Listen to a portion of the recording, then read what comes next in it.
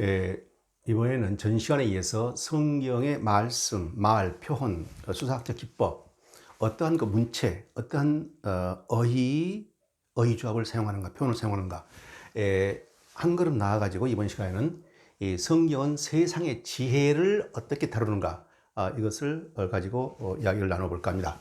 여기서 세상의 지혜 그랬는데요. 실상 그 세상의 지혜 그랬는데,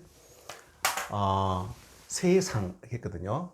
일단 그 기독교와 대응되는 개념으로서의 세상을 말하는 겁니다. 그러니까 기독교 밖의 가치관, 기독교 밖의 어떤 좋은 가치관, 지혜, 이러한 것을 어떻게 성경은 다루고 있는가?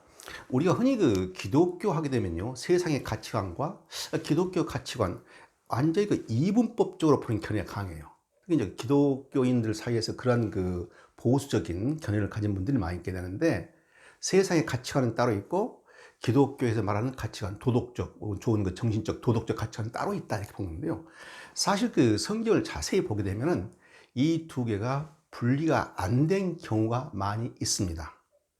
저는 그걸 좀 다뤄보자 하는데요. 그렇다면 세상의 좋은 가치관을 성경에서는 배척하는가, 무시하는가, 아니면 좋은 가치관, 좋은 도덕관 혹은 지혜, 세상의 좋은 지혜는 동시에 권장하고 있는가, 이러한 면이에요.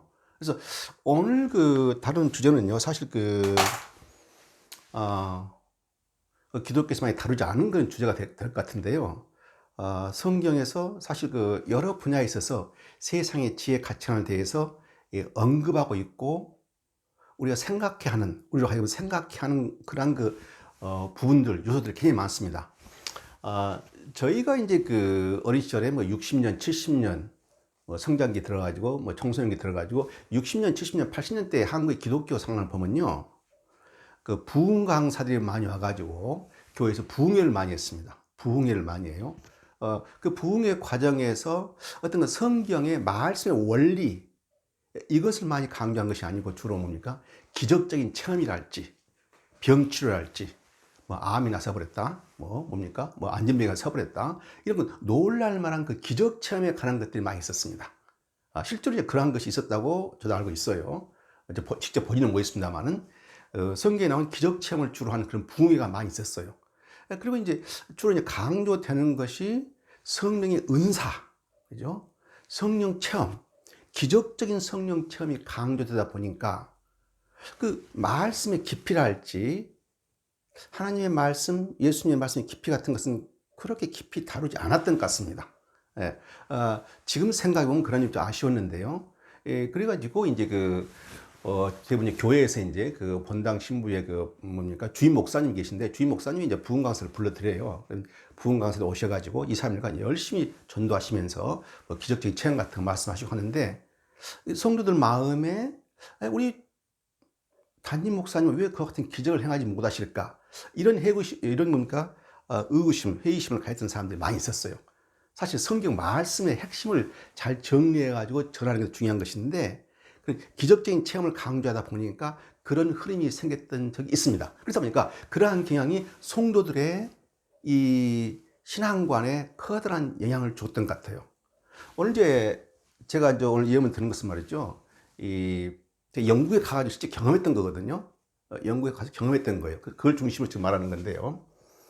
이 성경에서는 뭡니까? 예수님이 그 지혜에 관한 구약과 신약의 공이, 세상적인 지혜, 세상에 필요한 어떤 그 좋은 것들, 명철, 세상의 밝은 이치, 이런 거에 대해서 굉장히 많이 다루고 있습니다, 사실. 예. 그래서 예수님이 이제 뭡니까? 처음으로 이 제 아들을 뭡니까? 밖으로 보내가지고 전도 활동을 하게 되죠. 그럴 때 몇 가지 당부를 하게 되는데, 지갑도 가지고 가지 말고, 한 가지 중요한 것이 무엇인 거 아니요? 일단 마을에 들어가서 한 집에 머물면은 이곳저곳으로 다니지 말아라, 이렇게 예수님이 당부를 합니다. 왜 그러냐 나오지 않습니다. 성경에 많은 분야들이 있게 되는데, 이야기들이 있게 되는데, 왜 그런가 생략돼 있어요. 그래서 궁금하기 때문에 제 아들이 몰래 밤에 와가지고 예수님한테 물어보죠. 그래서 이제 비유로 했던 것들은 예수님도 자세히 설명해주고 그런 부분이 나오는데, 왜 그러면 제 아들이 처음 마을에 가가지고 처음으로 말씀을 전하는데 일단 한 집에 기거하게 되면은 이제 그 마을에서 전도 활동이 끝날 때까지 그 한 집에만 있으라 그거예요. 왜 그랬을까요? 여러 가지 이유가 있겠죠. 세상적인 관념으로 보게 되면은, 자, 어떤 손님이 무료로 음식을 제공해 주는 곳에 있게 돼요. 근데 그 손님이 이 집 저 집을 자주 다니게 되면은 비교가 될 거 아닙니까? 그렇죠. 비교가 돼요. 모든 가정의 집이 생활 수준이 같지 않고 음식이 다르고 틀리기 때문에, 그리고 손님 대하는 법이 틀리기 때문에, 방식이 틀리기 때문에 이 집 저 집을 다니게 되면은 이 집 저 집에 이 집 저 집과 비교가 되겠죠. 비교가 되다 보면은 A의 집은 잘해줬는데 B의 집은 좀 소홀히 할 수 있게 돼요. 그럼 인간인지라 서운한 마음이 들게 되는 것이죠. 아마 그러한 것을 염두에 두셔가지고 예수님이, 자, 한 집에 일단 기거하면 그 한 집에만 숙박하거라 한 것이죠. 그것도 여러 가지 이유가 있겠죠. 저는 그렇게 해석하거든요. 그러니까 이것도 보면 세상적인 지혜하고 일맥상통하게 되는 것이죠. 자, 그래서 이제 저 연구에서 이제 그 성경 공부에 참여한 적이 있는데, 그 연구의 그 전도사님이 이 예문을 들었습니다. 사람이 빵만으로 살 것이 아니라 하나님의 입에서 나온 말씀으로 살 것이니라.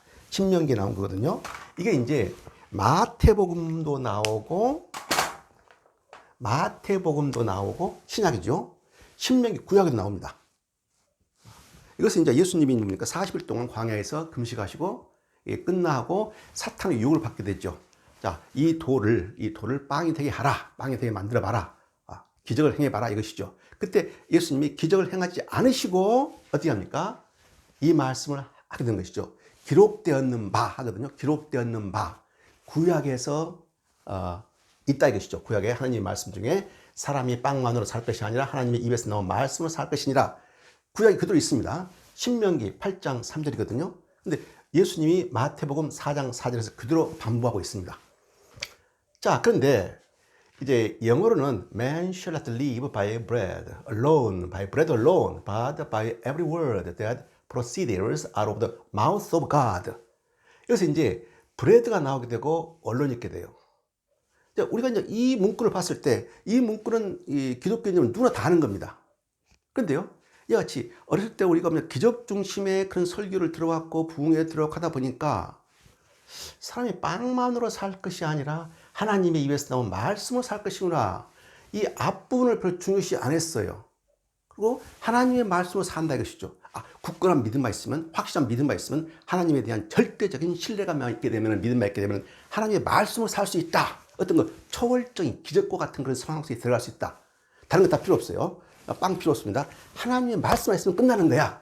이런 관념이 많이 있었어요. 그런데 그 영국의 선교 전도사님은 말이죠, 그걸 하나님의 말씀의 중요성을 강조하면서 동시에 이 부분을 해명하는 겁니다. 이 보면요, 사람이 빵만으로 살 것이 아니라 빵만으로. 자, 이 부분만을 여러분이 집중해서 봐보세요. 영어에서는 by bread alone이거든요. alone 있습니다. 빵만으로 살 것이 아니라 하나님의 말씀으로 살 것이니라. 그러면 빵을 부인한 것입니까? 빵을 수용한 것입니까? 인간이 육체활동하기 위해서 빵이 필요한 것이죠. 그럼 빵을 부인했어, 이 문구가 말이죠. 빵만으로 살 것이 아니라 하나님의 나온 하나님의 모든 말씀으로 살 것이니라. 그런데 이것은 다시 말해서 빵도 필요하다는 것이죠. 빵도 필요하다. 그럼 여기서 alone, 이제 의미론적 분석했을 때 빵만으로 살 것이 아니라 빵만을 위해서, 빵만으로 인간이 유지된 것이 아니라 것이죠. 어떤 영적인 가치관, 영적인 양식이 필요하다는 것이죠. 그게 하나님 말씀이에요. 그런데 그 과정에서 영적 양식만을 강조하고 빵은 무시한 것이 아니라 이것이죠. 빵만으로 살 것이 아니라 빵도 필요하다 이것이죠. 빵도 필요하다 이거예요. 그리고 더 중요한 것은 하나님의 입에서 나온 말씀, 하나님의 말씀, 생명의 말씀, 그 생명의 브레드, 생명의 빵, 그걸로 살아가는 것이다 이것이죠. 그래서 이 많이 그냥 있는 것이 아니에요. 만약 빵이 필요 없다 했으면은 이 언론을 쓰지 않겠죠. 인간은 빵이 필요 없는 것이고, 인간은 빵이 필요 없는 것이고, 인간이 살아가는데 빵이 필요 없는 것이고, 하나님의 말씀으로 살아갈 수 있느니라 이렇게 했겠죠. 근데 그렇게 안 했거든요. 빵만으로 그랬죠. 생명의 말씀이 없이 빵만 먹고 우리가 인간이 인간다운 삶을 살아갈 수 없는 것이다 이 말인 것이죠. 그래서 이 빵만으로라는 것은 빵도 필요하다는 겁니다. 더 중요한 것은 물론 생명의 말씀이 하나님의 말씀이 된 것이죠. 이거예요. 그때 저는 이제 그때 그 영국 선교사님의 이 말씀을 해석을 듣고 굉장히 그 깨달은 바가 많았어요. 제가 이제 기독교 생활을 해오면서요. 궁금한 게 너무 많았습니다. 너무 그 세상 이치, 어떤 합리적인 생각, 추리적인 거, 합당한 추리, 이런 것들을 봤을 때 안 맞는 부분이 너무 많다고 생각했거든요. 그런데 그분 말씀을 듣는 순간 뭔가 awakening, 깨쳐짐이 있었습니다. 이 불교 경전을 보면요. 굉장히 말씀이 심오합니다. 그래서 이제 불교 말씀을 접하게 되면은 상당히 많은 부분에서 영적 묵상이 필요한 부분이 굉장히 많습니다. 그리고 아주 정교한 철학적인 그런 내용을 담고 있어요. 그래서 아주 깊이 사색적이고 참선을 한다지 않습니까? 참선. 그 필요한 것이 바로 이 기독교 문구예요. 실제로 그러니까 기독교 문구가 아니고 기독교 문구도 그런 게 있습니다만 불교 문구를 보게 되면은 묵상이 필요해요. 예. 그런 면에서 보았을 때 기독교의 문구는 Ten Commandment, 10계명을 이슈하여 하라, 하라, 하라, 하라 이렇게 명령조가 많다 이것이죠. 그래서 이제 그러한 차원에서 기독교의 문구를 깊이 못 알았을 때, 물론 지금도 많이 부족한 상태입니다만은 상당히 타 종교의 그러한 불교랄지 그런 그 타 종교에 비해서 아주 고차원적인 묵상이 별로 필요하지 않겠다는 생각했거든요. 그런데 성경을 보면서 이 빵만에 대한 해석을 통해 가지고 성경을 다시 보게 됐어요. 다시 보게 되니까 상당히 많은 부분 묵상이 필요하게 되고 깊은 철학적인 탐구가 필요하게 되고 그런 걸 품고 있는 것을 알게 되었습니다. 자, 그리고 이 세상적인 가치, 빵이라는 것은 인간이 살아가는데 아주 필요한 것이죠. 이거 없으면 인간이 생존을 못한 것이죠. 그죠? 근데 그 중요한 것을 성경은 무시하지 않았다는 것이죠. 빵도 필요하다 이것이죠. 근데 더 중요한 것은 영적인 음식, 하나님의 말씀이다. 이걸 지금 강조하고 있는 것입니다. 자, 그래서 이제요, 우리가 이제, 그럼 기독교는 이 세상의 가치, 세상의 효용성, 이런 것을 무시하는가? 별도 세계가 따로 있게 되는가? 뭐 또 영적인 가르침, 예수 그리스도 십자가의 보혈의 어떤 그 대가로 우리가 구원을 얻게 된다. 이런 것들은 세상의 가치관하고 상당히 거리가 있게 된 것이죠. 바로 이분법적인 적용이 가능하게 되는 것이죠. 그러니까 이분법적으로 완전히 뭡니까? 세상 가치관, 세상의 지혜, 세상의 효용성과 구별되는 것이 있고 또 많은 경우 뭡니까? 이같이 여지파요. 여기가 기독교 세계 가치관이라면은 세상의 가치관, 부분적인 세상의 가치관도 포함하고 있다. 이러한 것을 알 수 있게 됩니다. 그래서 이제요, 우리가 이제 그 형이상학과 형이하학이다. 그런 말 쓰셨습니까? 형이상학과 형이하학. 뭐 철학적인 용어인데요. 간단한 말인데 사실 이 형이상학이라는 것은 어떤 추상적인 개념, 뭐 존재론이랄지 신의 존재랄지 그리고 뭡니까? 철학적인 주제를 다루는 것, 영적 정신적 가치관 이런 것들이죠. 반면 형이하학이라는 것은 자연과학에서 다루는 것, 눈으로 볼 수 있는 것, 만질 수 있는 것 이런 것들, 그죠? 그래서 감각작용, 자연현상, 보이는 현상을 분석하는 것, 이게 바로 형이하학이 될 수 있겠죠. 그래서 이제 영어로는 메타피직스가 있는데, 메타피직스, 물리, 자연과학의 메타라는 것은 뭡니까? beyond transcending, 넘어서 있다, 뛰어넘다. 그러니까 자연현상을 뛰어넘는 어떤 개념들 되는데요. 그래서 여기서 보게 되면 이제 하나님의 말씀은 바로 하나님의 말씀 무엇입니까? 생명의 말씀이죠. 영적 구원에 이르게 하는 그 생명의 말씀. 그렇기 때문에 형이 상하게 속하는 것이죠. 그런데 여기서 말하는 빵이라는 것은 먹는 빵, 만질 수 있고 맛볼 수 있고 먹을 수 있고 볼 수 있는 것. 그러니까 형이 하악이에요. 그렇다면 이 성경은 형이 상학과 형이 하학적 두 가지 것을 포함하고 있다는 것이죠. 말씀, 형이 상학적인 거, 빵, 형이 하학적인 거. 이 두 가지를 동시에 수용한다는 겁니다. 다만 중요성은 있게 된 것이죠. 그래서 이제 형이 상학과 형이 하학을 좀 쉽게 이제 풀이하게 되면요. 자, 여러분들이 아침에 화장실 간다 이것이죠. 화장실 가게 돼요. 그럼 화장실 앉아가지고 일을 보게 되는데, 자, 일을 보게 되는데, 아래에서는, 화장실 아래 밑부분에서 뭡니까? 뭐가 나오게 되죠. 냄새 나는 것, 어떤 형태를 가지고 있는 것, 눈으로 볼 수 있는 것이죠. 그게 바로 형이 하학입니다. 반면 대부분의 사람들은 이 위에 마음과 머릿속에서 뭔가 개념이 돌아가게 되죠. 나는 왜 살고 있는 것인지, 그렇죠? 나는 왜 존재하는 것인지, 하나님은 계신 것인지, 진리란 무엇일까, 진리란 무엇일까, 사랑이란 무엇일까, 이와 같이 보이지 않는 개념이 머릿속에서 돌아가게 된 것이죠. 그게 바로 형이 상학이에요. 아주 쉽게 분리될 수 있는 겁니다. 자, 그 다음에 이제 성경에서 보면 빛과 소금이 많이 나오죠. 빛과 소금. 그죠? 빛과 소금. 크리스찬들은 빛과 소금의 역할을 담당해야 하느니라. 예, 빛에 관한 것은 마태복음 나온 것이고, 소금에 관한 것은 누가복음에 나오는 것인데요. 여기서 말하는 빛이라는 것은 태양빛을 말하는 것이 아니죠. 어떤 영적인 빛이죠.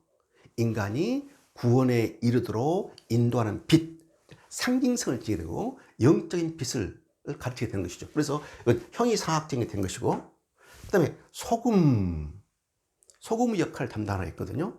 그래서 제가 이제 소금은 완전히 형이 하학도 아니고 형이 상학도 아닌 가운데가 전능할 거예요. 가운데. 지금 무슨 말인가 하니, 이때 이 소금은 형이 상하게도 속하게 되고 형이 하하게도 속하게 된다 이 말씀입니다. 그래서 가운데 넣어놨는데요. 자, 문자 그대로 소금이라는 것은 소금이 그 saltiness, 그 뭡니까 짠맛을 잃어버리면은 무슨 소용이 있겠느냐 할 때 그 짠맛은 문자 그대로 뭡니까 음식의 부패를 방지한다 하거나, 그러니까 소금이 갖는 그 뭡니까 특별한 효과, 효능, 그걸 말하기 때문에 문자 그대로 형이 하학, 눈으로 볼 수 있는 소금을 말할 수 있게 되는 것이죠. 그렇지만 인간이 영적으로 타락해 가는 것을 막을 수 있는 역할을 할 수 있는 것이 소금이다. 그러나 메타포, 은유로 쓰였다면 뭡니까? 이때는 이 소금이 형이 상하게 될 수 있는 것이죠. 그래서 두 개를 지금 가운데에 넣어놨습니다. 그래서 이제요, 이 영혼에 관한 것이고, 하나는 영혼에 관한 것이고, 하나는 육체에 관한 것이거든요. 보이지 않는 것, 영혼, 보이는 것. 이와 같은 봤을 때, 이 성경은 이분법적 구별에 대해서 약간, 이분법적인 구별을 약간 멀리 하는 경향이 있다 이것이죠. 그렇다면은 성경의 많은 부분들이 이와 같이 세상의 가치, 혹은 뭡니까? 형이 상학과 형이 하학의 뚜렷한 이분법적 구별로 나가게 되느냐? 그건 아니죠. 문맥에 따라서, 부분에 따라서 어떤 경우는 확연하게 이분법적으로 나가게 되고, 어떤 부분은 뭡니까? 같이 가는 그러한 경향을 보게 됩니다. 그래서 이제, 자, 쉽게 말씀드려서 선악의 문제, 그렇지 않습니까? 선악의 문제는 확실하게 이분법적인 뭡니까? 그러한, 모습을, 그러한 경향을 볼 수 있게 된 것이죠. 선악은 뭡니까? 분명히 구별되는 거였습니까? 그래서 빛과 어둠이 갈라지듯이. 그래서 이제 성경을 분석할 때 굉장히 중요합니다. 그렇지. 이분법적으로 볼 것이냐, 아니면은 같이 볼 것이냐. 너무 세상적인 가치관, 세상적인 지혜를 너무 많이 수용하다 보면은 그것은 기독교의 고유한 영역이 또 설자가 없게 되는 것이죠. 자, 그러면 이제, 자, 성경에서 세상의 지혜, 세상의 가치관에 대해서 어떻게 다루고 있는가. 이제 구체적인 예가 나오게 됩니다. 그게 바로 이제 모세가 등장하게 되고, 모세의 장인 이드로가 있게 돼요.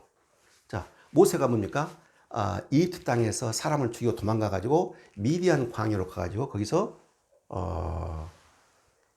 제사장 그 종족, 그 미디안 어느 지역에 있는 종족의 제사장 이드로의 딸과 결혼하게 됐죠.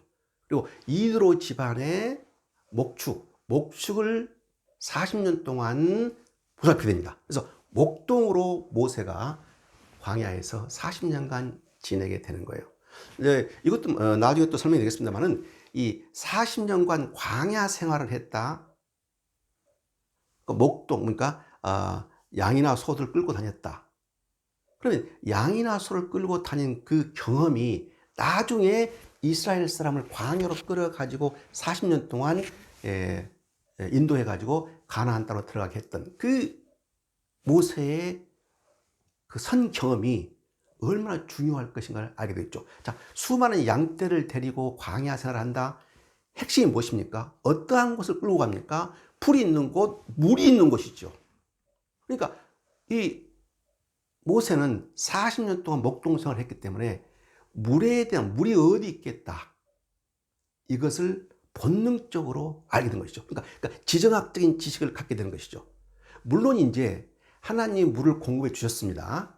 하나님이 물을 공급해 주셨어요. 근데 항상 공급해 주지는 않았거든요.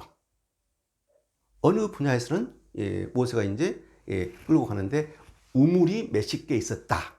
우물이 몇십 개 있는 곳에서 정착을 했다. 나오게 되거든요. 그래서 이제 하나님이 물을 공급한 것도 있고, 자연 지형에 따라서 물 있는 곳을 찾아서 그러니까 이스라엘 사람들이 움직였다라고 볼 수 있게 된 것이죠. 거기서 이제 모세가 자기 옛날에 40년 동안 광야 생활을 하면서 그 가졌던 어떤 겁니까? 직관적인 지식 있지 않습니까? 그러한 것들이 활용되었을 가능성이 많습니다.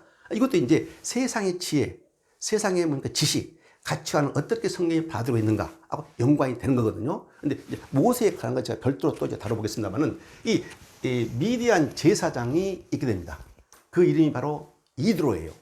이드로 딸 십보라와 결혼을 하게 되죠. 나이 40이 넘어가지고. 그래서 이제 자식을 낳게 되는데, 그래가지고 이제 나중에 모세가 하나님의 부름을 받고 이집트로 와가지고 이스라엘 사람을 그러니까 이집트에서 구원해가지고 광야로 가게 되겠죠. 그래서 성경에는 뭐 250만 이렇게 보게 되는데 엄청난 수죠. 이 숫자에 대한 개념이 또 상당히 뭡니까?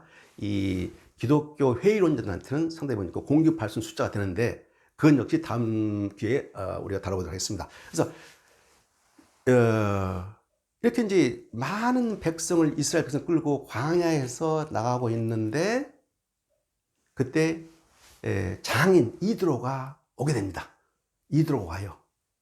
우리 사이가 어떻게 지금 지내고 있는가? 와서 보니까, 이드로 와서 보니까 모세가 그 많은 사람들의 어떤 분쟁 문제, 송사 문제를 혼자 다 해결하고 있는 겁니다. 나이가 80이 넘었는데 말이죠. 너무너무 힘들게 일을 보고 있는 거예요. 그래서 이드로가 조언을 하게 됩니다. 자, 모세를 앉혀놓고, 너도 나이가 있고 이제 너가 그 많은 수를 너가 다 홀로서 송사 문제를 할지 분쟁 문제를 해결하다 보니까 너가 지쳐버린다. 그건 좋은 방법이 아니야. 그래서 구체적으로 알려줍니다. 어떻게 하느냐? 먼저 율례와 규례를 정해 백성을 가르치라. 율례와 규례를 정해가지고 쉽게 말해서 법전을 그 같은 것을 마련해가지고 가르치라. 그래서 율례와 규례를 정해 했는데요. 실제로 이제 법전이, 글로 나온 법전이 있는지 없는지 거기에 대한 것은 학자들이 잘 모릅니다. 다만 레위기랄지 민수기랄지 신명기 같은 경우에는 수많은 규례와 법례가 나오거든요. 그것은 그런데 그 신명기, 레위기, 그 나오는 그러한 그 법례라는 것은 하나님이 주신 거예요. 하나님이 주신 것이기 때문에 여기서 말하는 이드로가 말하는 어떤 법례와 규례, 이것을 이제 모세가 새롭게 만들었는지 그건 잘 모릅니다. 차오지간 이드로는 율례와 규례를 정해가지고 백성을 가르치라. 그러니까 무작정 사람들을 어떻게 분쟁 같은 걸 할지, 어떤 그 생활 방식에 있어서 어떤 거 모순된 걸 할지 이런 걸 말할 때 그냥 분쟁이 생겼을 때 가져오지 말고 일단 어떤 틀을 만들어 가지고 1차적으로 사람들한테 인식을 시킨다 이것이죠. 그러면 그 틀이 있기 때문에 사람들이 거기에 맞춰서 어떤 행동 같은 걸 할지 어떤 도덕적인 경향 같은 것을 정할 수 있겠죠. 그리고 나서 또 분쟁이 생겼어요. 분쟁이 생겼어. 그러면은 그 많은 수를 하루 내에 줄 세워가지고 너 혼자 다 다루지 말고, 자, 백성 중에 지혜 있는 사람을 뽑아가지고 10부장, 50부장, 100부장, 1000부장을 세워라 이것이죠. 10명, 50명, 100명, 1000명을 단위로 대표되는 사람을 세워가지고 그들로 하여금 그 사람 밑에 있는 사람들 재판이랄지 송사 문제, 분쟁 같은 걸 해결하도록 하라 이것이죠. 자, 그리고 안 된 것들, 해결하지 못한 것들, 힘든 것들은 나중에 너가 마지막으로 해결하라 이것이죠. 어떻습니까? 놀랍지요?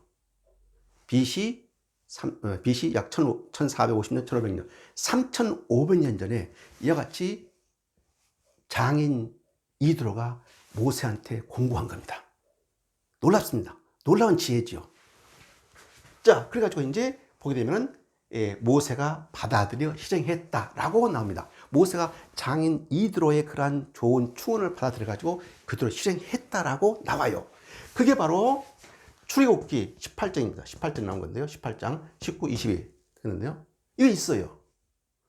근데 여기서 말한 이드로 지혜는 정말 놀랄 만한 거거든요. 아주 효율적이고, 그죠? 근데 오늘날 이 교회에서, 아니 뭡니까? 신학자들 또 이 이드로가 누군가, 이드로 이라는 충언에 대해서 별로 언급을 안 합니다. 그럼 이드로가 누구냐? 미디안의 한 제사장이었어요.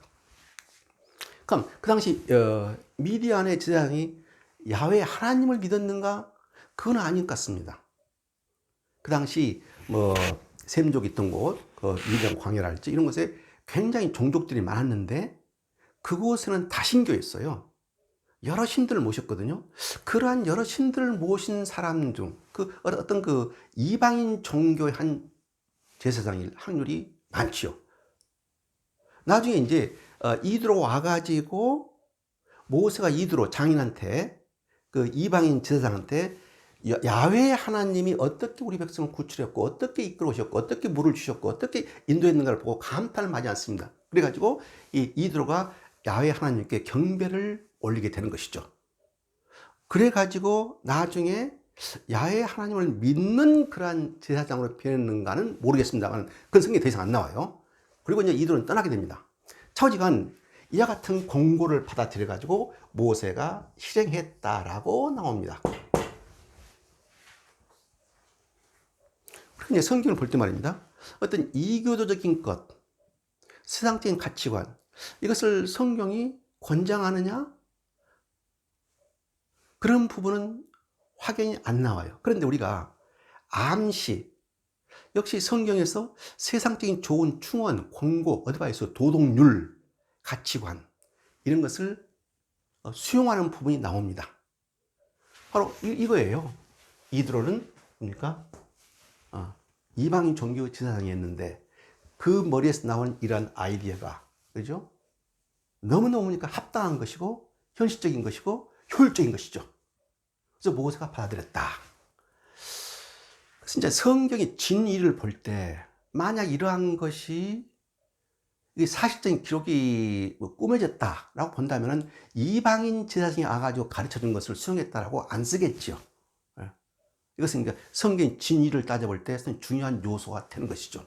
그런데요, 이게 이제 이쪽에 미디안 제사장이 왔을 때는 약 BC 뭡니까? 1450년. 그러니까 약 3500년 전입니다. 그런데 3500년 전인데 이쪽 광야, 근데 동쪽에 바빌론이라 할지, 이 바빌론 메소포타미아 문명에 있었던 그 바빌론 문명, 거기에 함무라비 법전이 있게 되거든요. 그래서 BC 1800년입니다. BC 약 1800년 전. 그러니까 이 지금 이 모세가 수백만의 이스라엘 사람을 끌고 나갈 때의 그 시기보다 몇 번이 앞서 있어요. 그때 나온 것이 바로 함무라비 법전이거든요. 함무라비 법전은 바로 수메르, 아키드 그쪽에 또 뭡니까 전통을 이어가다고 하는데 이 함무라비 법전이 세계 최초의 뭡니까 성문법이다. 되게 형벌에 가는 것들, 뭐 보상법이 있게 되는데요. 예. 그 이전에 사실 또 뭡니까? 이 BC 1800 이전에 BC 약 2000년경에, 그러니까 4000년경에 수메르 문명에서도 비슷한 뭡니까? 법규가 있게 됩니다. 형벌이랄지 이런 거요. 이런 것은 수종 보완돼 가지고 함무라비 법전이 나오게 된 것이고 그때가 BC 1800년. 그러니까 모세가 레위기랄지 신명기랄지 뭐 이런 것이 나오는 그 하나님의 법률, 율법이 있게 되는데 그것보다 훨씬 먼저 나온 것도 있어요, 사실상요. 예. 근데 좌우지간 이와 같이 아주 현명한 이러한 당부, 세상적인 지혜가 성경에 그대로 있다는 겁니다. 또 모세가 그대로 행했다는 겁니다. 그러니까 세상적인 지혜를 받아들였다는 겁니다. 자, 그런데요, 중요한 것은 또 한 가지 중요한 것인데, 이건 출애굽기예요, 출애굽기. 나중에 신명기가 있게 되는데, 신명기. 이제 모세 오경에가 출애굽기 신명기에 들어가는데, 신명기 1장에 보게 되면은 여호와께서 이제 모세가 하는 말입니다. 예, 나이가 이제 120 다 돼가지고 죽기 얼마, 이제 마지막 죽음을 앞두고 있습니다. 그때 사람들 모아놓고, 자, 여호와께서 하늘의 별과 같이 많게 하사 이스라엘 우리 종족을 하늘의 별과 같이 이렇게 뭡니까? multiply, increase, 많게 만들었다 이것이죠. 그런데 나 홀로 너희의 무거운 짐과 다툼을 감당할 수 있겠느냐? 내가 혼자 나이도 많고 이 수많은 사람의 분쟁과 소송을 내가 다루기에는 한계가 있다. 지쳤다 이것이죠. 너무 힘들다 이것이죠. 걸어. 어떻게 한다? 너희 중에 지혜로운 자를 택하여 10부장, 50부장, 100부장, 1000부장을 재판장으로 세워가지고 그들로 하여금 판결하도록 하라 라고 됩니다. 똑같이 여기서 지금 이드로, 장인 이드로가 했던 이 권고, 조언, 이 그대로 신명기에서 나오게 돼요. 그러면 내용이 거의 같은데요. 여기는 분명히 모세가 한 말이거든요. 모세가 내가 힘드니까 너희 중에 여러 가지 100부장, 10부장, 뭐 1000부장 세워가지고 재판을 하도록 하라. 이렇게 했다고 나오는데 사실 그 이전에 이드로가 이와 같이 이러한 것을 말했다 이것이죠. 그러면 이게 중복된 것인가? 반복된 것인가? 이런 게 있는데 제가 여러 가지 뭡니까 참고문을 찾아봤는데 거기에 대한 확실한 답을 제가 아직 못 찾았습니다. 아마도 이 미디안 제선 장인 이드로의 공고를 묵상해가 뭐 염두에 두어 가지고 나중에 실행했지 않겠느냐 이거거든요. 그래서 이제 이 부분과 이 부분 누구의 이러한 아이디어가 누구 것이냐 이것이죠. 모세의 것이냐 장인 이드로 것이냐. 그래서 계속해서 이제 보니까 논쟁의 여지가 있을 수 있겠죠. 좌우지간 이방인 제사장. 그렇기 때문에 기독교 밖의 가치관이죠. 기독교 밖의 좋은 지혜 가치관. 이것을 성경에서 기록하고 있다는 것이고 기독교에서 아주 중요한 선지자인 모세가 장인 이드로 이방인의 지혜를 따랐다는 겁니다. 그게 성경에 나와요. 굉장히 중요한 부분이죠. 그래서 이제 이와 같은 계속 제가 다루게 되겠는데요. 오늘은 이제 세상의 지혜에 대해서 이제 한 부분을 가지고 이야기했는데요. 계속해서 이제 성경의 그러한 가치관들, 그 표현들, 그리고 이제 그 표현 속에 말 속에 담겨져 있는 본 의도는 무엇인가 이런 것에 대해서 계속 다뤄보도록 하겠습니다.